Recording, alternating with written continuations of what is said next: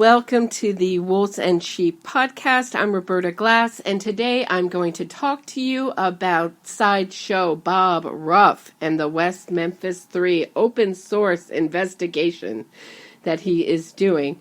For those of you who don't know, Bob Ruff is a podcaster who gained fame talking about serial and the case of the convicted murderer, Adnan Syed, who murdered Hae-Min Lee. And Bob Ruff came to the conclusion at the end of his podcast that the real murderer was the current boyfriend at the time of her murder, Don. And that lost Bob Ruff a lot of credibility and support to pick a guy who had a solid alibi and in no way, shape, or form is anyone with any but credibility pointing a finger at. That's just the truth. I don't know if I can even say that's my opinion. That's the truth. So to make a comeback, he picks a very famous case, the case of the West Memphis 3, which is the case of the murder of 3 young boys, Chris Byers, Michael Moore, and Stevie Branch, by Damien-Echols, Jason Baldwin, and Jesse Miskelly in May 5th, 1993. They were found submerged, tied in their own shoelaces. 2 of them were drowned. 1 of them died of blood loss. His penis was cut off. Really brutal murders of 3 boys, and they were found submerged in in water outside an outside area in Arkansas, West Memphis, Arkansas. And 3 very famous documentaries, the last of which was produced by the convicted, or maybe it's 3 or 4 documentaries. I can't remember exactly, were produced. The last of was produced by Damien-Echols, the twice convicted child murderer.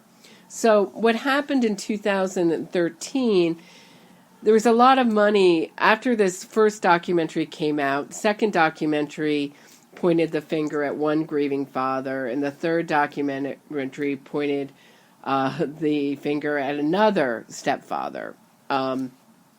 And for just the sake of what's right, I will not mention their names because I don't think it's really fair to them. Because they're victims of these 3 convicted murderers. So what happened, the 3 were all convicted. Jason Baldwin and Damien-Echols were tried together. Jesse Miskelly was tried separately. They were convicted. They were in prison. These documentaries came out on HBO, and they started to get support. And as time went on, and as these documentaries started to circulate and get more views years later, and they picked up more money, they had perhaps what the figure has gone anywhere from $10 to $20 million for their defense team. And also they had the PR services of Lonnie Suri, the best experts money could buy. And their defense team retested all the DNA involved in the case.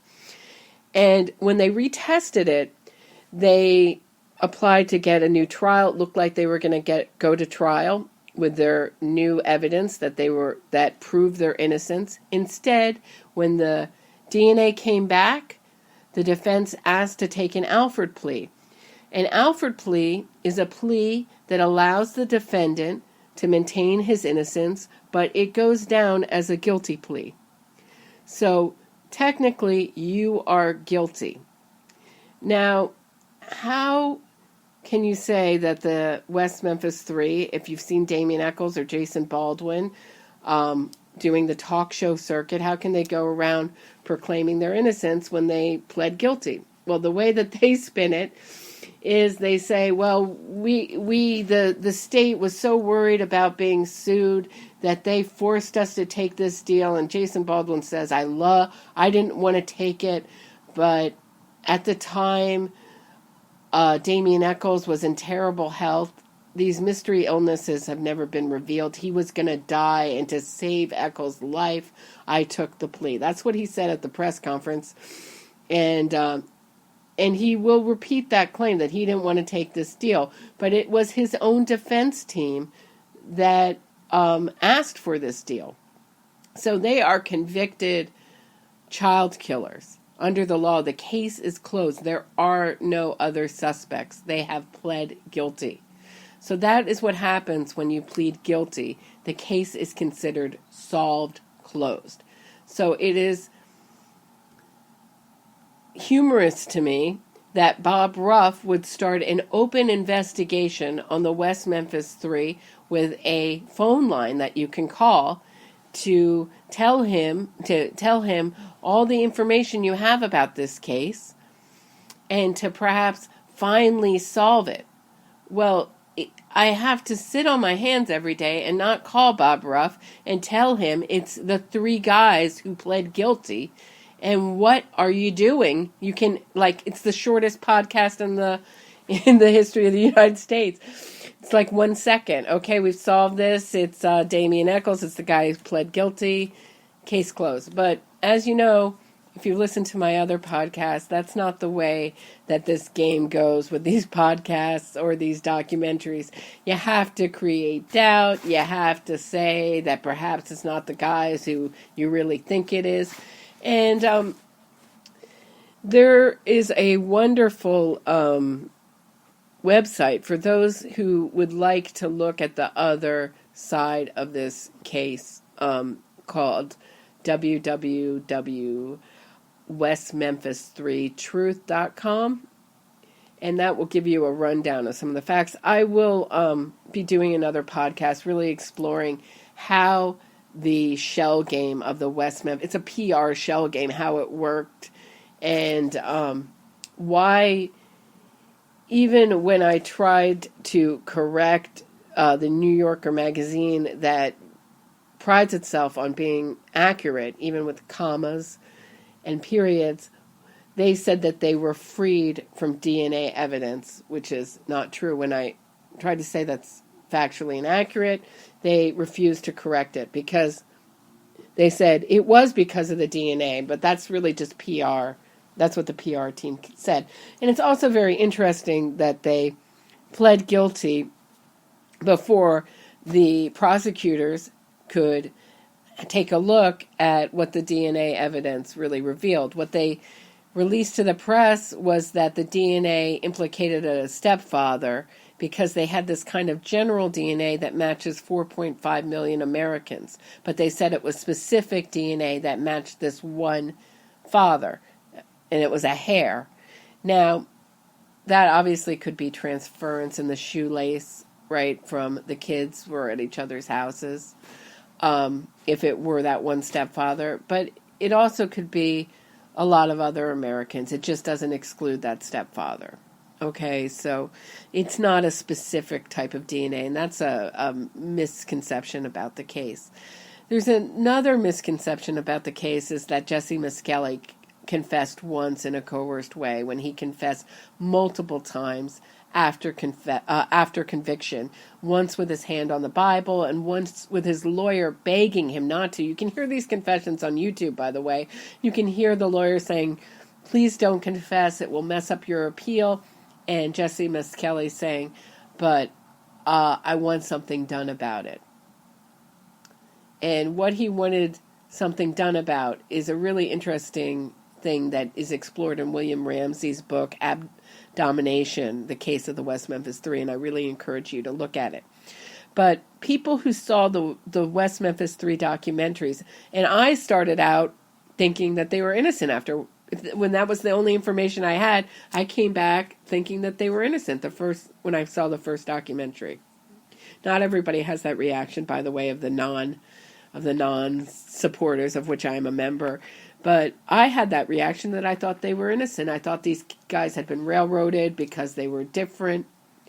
So I want to look at some of the evidence that Bob Ruff, and he talked in an interview with Ed Opperman that if you can not bang your head up against a wall, I encourage you to listen to. Because Bob Ruff, to start his investigation, does he go to the Moores, the parents of Michael Moore?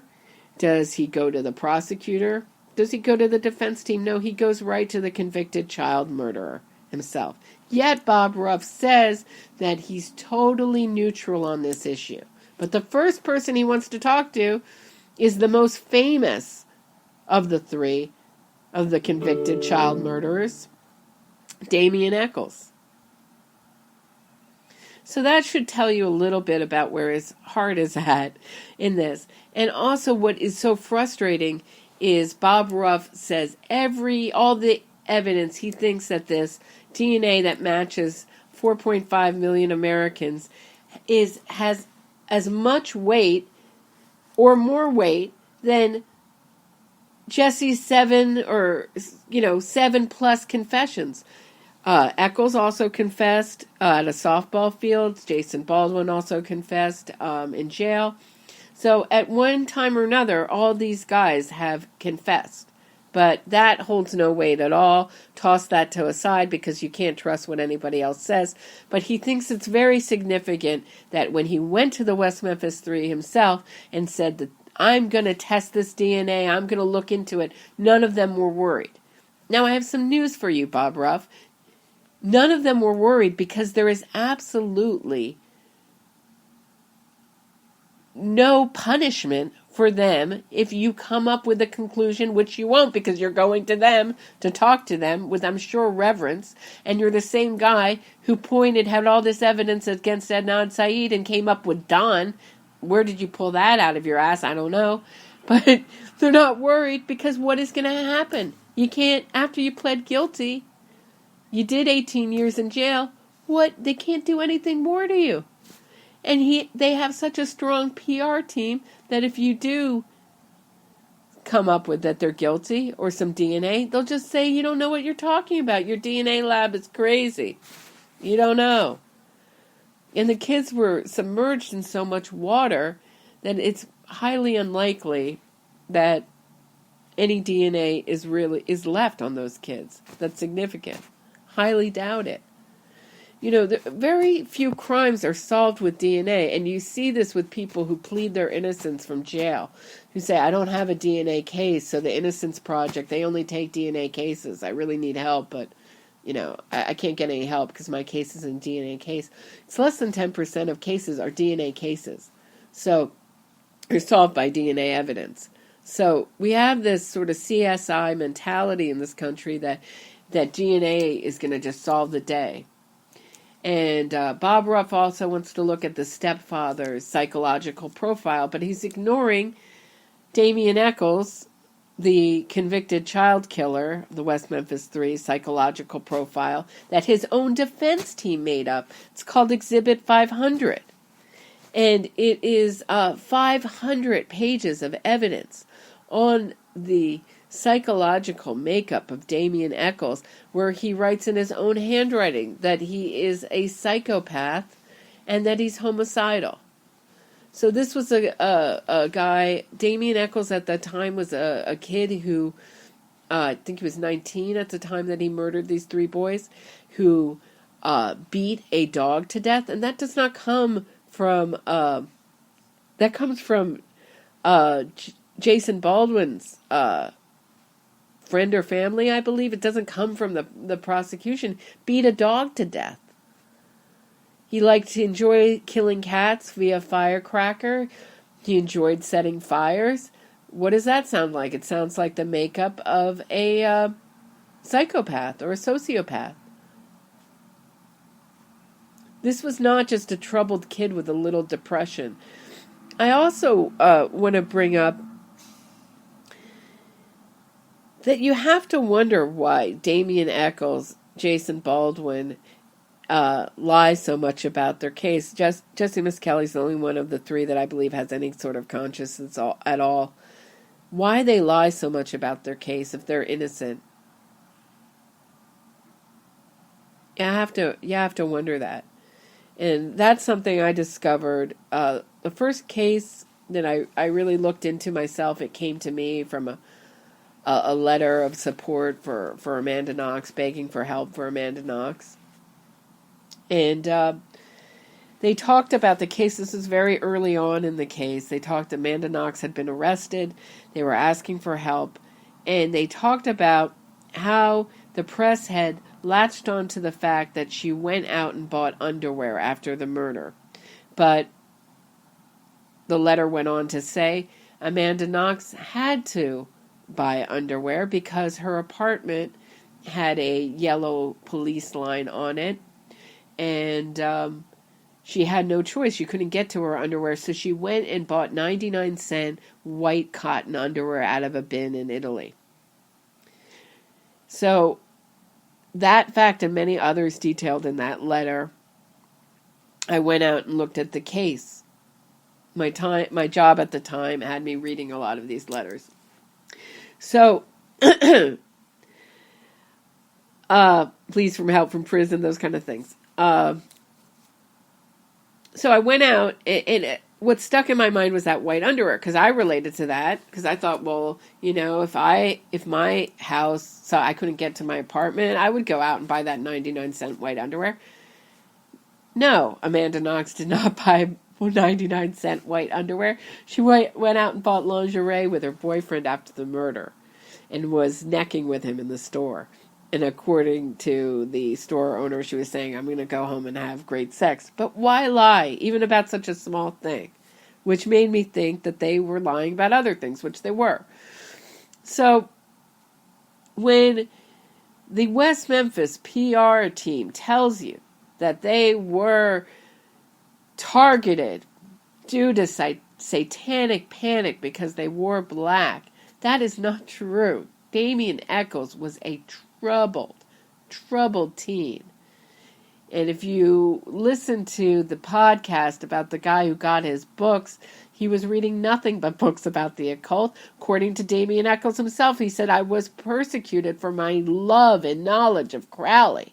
But on the stand, he said, I never read anything by Crowley. In the article in Vice, he said, I knew everything about Crowley by the age of 12 or 13. Everything about the occult, Crowley.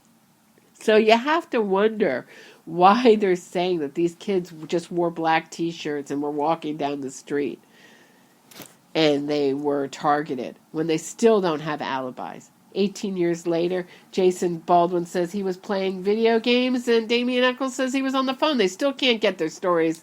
They still can't coordinate their stories.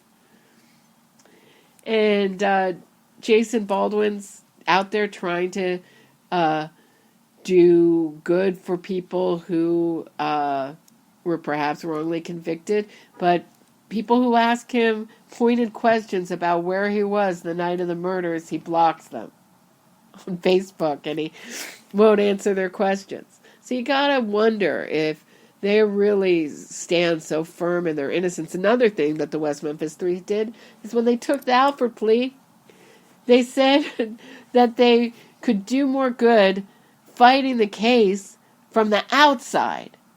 And yet, OJ did more finding the real killer, right? And you have to think that OJ had $1 million defense team. And why would the West Memphis Three, with their huge amount of money for the best experts, for the best defense team, did not want to go to court? They wanted to plead guilty. They asked to plead guilty.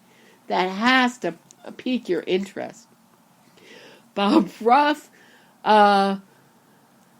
wants to really explore the psychology of the Sideshow people who aren't involved. But he can't really look into what Damien-Echols believed. He says, well, he's into the occult, definitely, but... And if you look at the crime had occult aspects. You know, we have trouble facing the fact that there are occult crimes, that people commit murder for all sorts of strange reasons. This was, I believe, sort of a thrill kill combined with an interest in the occult, especially Damien-Echols. I think Jesse Misskelley was just a violent guy. But if you listen to his multiple confessions, though, one thing he stands strong at was this was a group of guys who got together with an interest in practicing the occult. The FBI says there were no occult crimes. William Ramsey lists like 5 of them. So I think it's naive to say that people don't commit murders for all sorts of strange reasons. And by saying that these murderers have these beliefs, it does not mean that you are legitimizing them, right? Or agreeing with them. They just exist. But Americans, I believe, have the hardest time facing the truth about things that make us uncomfortable. The occult is one, pedophilia is another. And when they come up in cases, they're downplayed. And this is one case where they're downplayed. It's satanic panic, which is a fancy name for there's no child abuse going on here. There's no, there's no witchcraft going on in the United States, which there is, Satanic panic is brought up especially by Debbie Nathan, who's a journalist, the Center for Reason and Justice, and the false memory syndrome. False memory is a syndrome that doesn't exist. It's just a made-up PR term saying that these kids don't really remember what they remember, and you can implant false memories. And I would encourage people to look at Ross Cheat's book, The Witch Hunt Narrative, to look at really what happened in those abuse cases that we say have no legitimacy at all, of the 80s, those daycare abuse cases. So I think I just went through everything that's wrong with Bob Ruff's open source investigation. It's completely ridiculous. It's a money grab, which Bob Ruff has no problem doing if he is making any money at all. Attention grab if he's making no money. And to say, I think what makes Bob Ruff so dangerous is he constantly says that he is looking at it from both sides, and he has no real angle, and he has no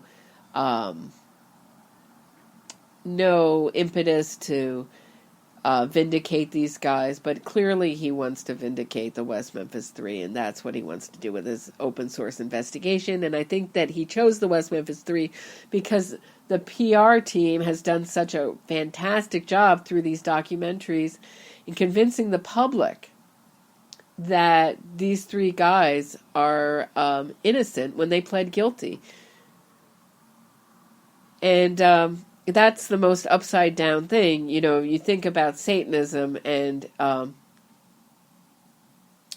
it's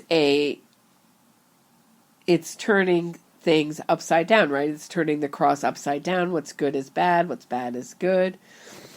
Confusing opposites, marrying opposites. And this is absolutely the most upside down representation of the truth. It's a myth. And it's interesting because my best friend is so taken with the documentaries that first time I started talking about the West Memphis 3 guilt, he told me to stop talking. He couldn't hear it. And he still has trouble looking at the other side. That's how powerful those documentaries are.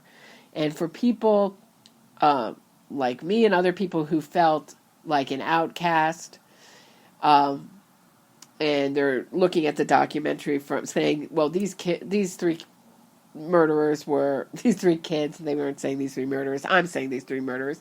These 3 kids were implicated because they were outcasts. You feel sympathy if you were an outcast yourself, or you were a little bit different growing up.